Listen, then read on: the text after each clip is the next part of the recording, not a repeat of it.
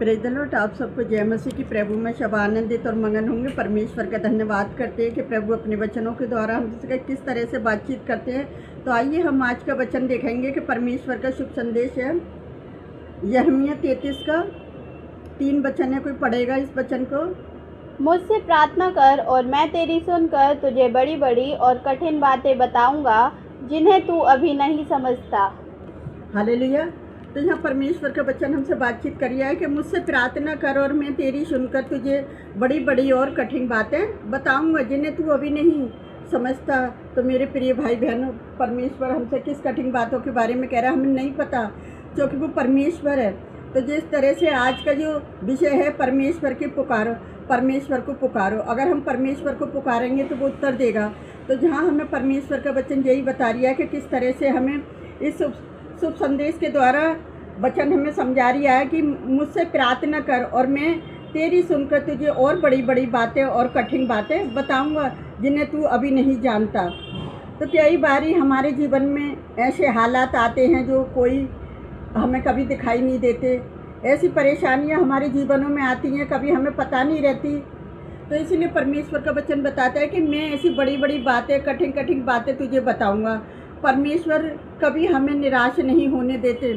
बिल्कुल वो जब हम उसे पुकारते हैं तो क्या होता है, वो हमें बुलाता है और हमें विश्वास दिलाता है कि जब हम सच्चे मन से प्रार्थना करते हैं तो परमेश्वर हमारी प्रार्थनाओं को सुनता है।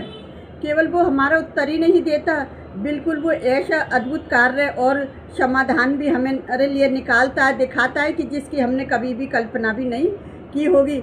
यदि आप आज किसी भी परेशानी या बीमारी या आर्थिक तंगी या पारिवारिक संघर्ष से गुजर रहे हो तो हार मत मानिए, यीशु मसीह पर भरोसा रखिए, प्रार्थना कीजिए और विश्वास रखिए कि परमेश्वर आपके लिए मार्ग खोलेगा। और जब हम परमेश्वर से प्रार्थना करते हैं और हम याद रखते हैं तो परमेश्वर हर इंसान के लिए क्या करता है, बंद रास्ते खोल देता है जब हम विश्वास के साथ प्रार्थना करते हैं। और जब परमेश्वर हमारे लिए नए रास्ते खोल देता है तो परमेश्वर से प्रार्थना कीजिए, हे स्वर्गीय पिता मुझे ऐसा विश्वास दे कि मैं हर परिस्थिति में क्या करूं, आपको पुकारूं और मेरे जीवन में आपकी इच्छा प्रकट हो।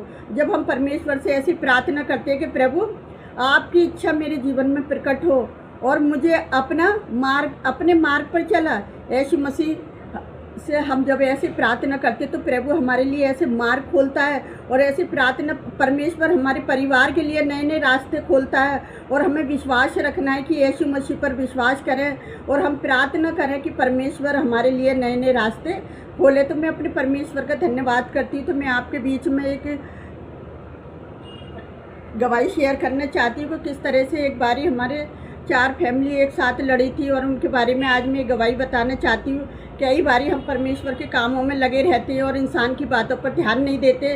तो वो परमेश्वर है कब कठिन कठिन बातें हमारे जीवन में कर दे, कब कौन से रास्ते पे हमें ले चलता है परमेश्वर हमें नहीं पता। परमेश्वर हमारे लिए नए नए रास्ते खोलता है। तो जब फैमिली चारों हमसे लड़ी थी तो एक फैमिली ने मुझे बताया कि मतलब जो तीनों ने मिलकर मुझसे तुमसे लड़ाया है। तो मैंने कि कोई बात नहीं है। तो कह रही मैं माफ़ी मांगना चाहती हूँ आज आपसे, आपके जो काम रुके थे आप अपना काम करा सकते हैं। तो मैं बोली अब हमें कोई काम नहीं कराना, जो होना सा हो गया, कोई बात नहीं है। तो कह रहे फिर भी आप हमें माफ़ करना। तो उन लोगों को माफ़ी तो परमेश्वर से मांगनी चाहिए ना। तो मैं अपने परमेश्वर का धन्यवाद करती हूँ। अब 2 फैमिली रह गई। 2 फैमिलियों में से एक फैमिली ने अपने घर में हमसे दुआ करवाई कि हमारे घर पे आके दुआ करो आप। मैंने उनके घर के लिए, परेशानी के लिए उनके लिए दुआ करी। और दूसरी फैमिली थी, उसने मुझसे कहा कि आप वचन के द्वारा हमारे लिए प्रार्थना करो। तो मैं परमेश्वर का धन्यवाद करती हूँ जो हमसे लड़ते हैं, परमेश्वर हमारी ओर से लड़ने वाला है।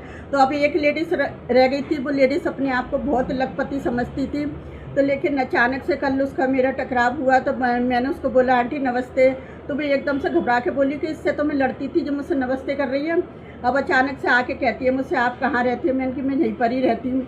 तो कहती है आप मुझे मेरे आगे हाथ जोड़ के खड़ी हो गई और कह रही मुझे माफ़ी दे दो। मैंने कि मैं किस बात की माफ़ी दे दूँ। तो कह रहे हम आपसे लड़ते रहते थे, हमें अच्छा नहीं लगा और मुझे बहुत बुरा लगा कि हमने आपको धर्म के बारे में ऐसा बुरा बोला। मैंने कि आंटी कोई बात नहीं है, ये तो सब ज़िंदगी में चलता रहता है, लेकिन मेरे अंदर ऐसी कोई छल कपट नहीं है, क्योंकि मेरे परमेश्वर ने मुझे ऐसा सिखाया नहीं है कि मैं लड़ाई के बदले में किससे लड़ाई करूं। अगर तुम बोले कोई बात नहीं है, अगर आपने गलत बोल दिया तो प्रभु सबको क्षमा करने वाला परमेश्वर है।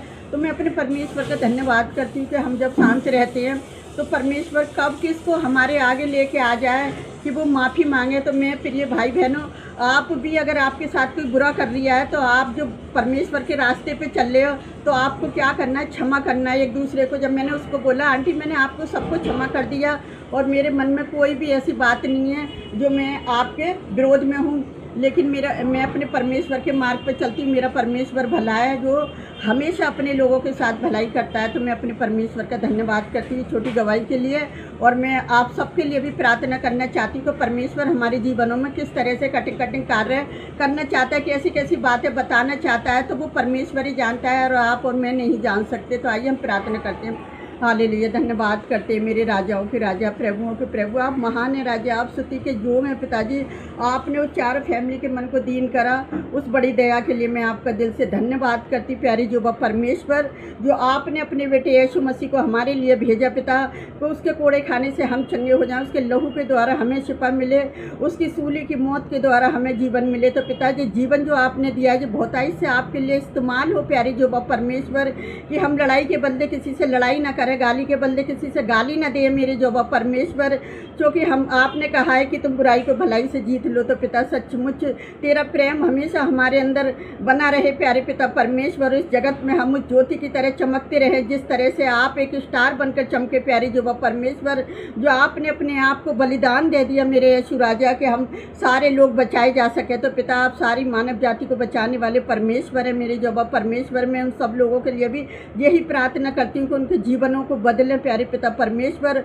और जो भी हमारा प्यार प्रेम आपने इस इलाके में करा पिताजी, आपके नाम को महिमा मिलती रहे प्यारे पिता परमेश्वर, हमेशा आपके नाम का गुणवाद होता रहे प्यारी जो परमेश्वर, कि जो हमारा वचन बोलना व्यर्थ न जाए पिता। जितने लोग हमारी वीडियो से जुड़े हुए पिता, एक एक के लिए रात दिन हमारी प्रार्थना करना व्यर्थ न जाए, एक आशीष बन जाए मेरे खुदावन। मैं आपसे विनती करती प्यारे पिता परमेश्वर, जितने लोग हमारी वीडियो को लाइक कमेंट सब्सक्राइबर करते हैं पिता, उनको भी बड़ी आशीष बड़ी बरकत देना पिताजी का, हमारी उनके लिए प्रार्थना करना व्यर्थ न जाए मेरे खुदावन।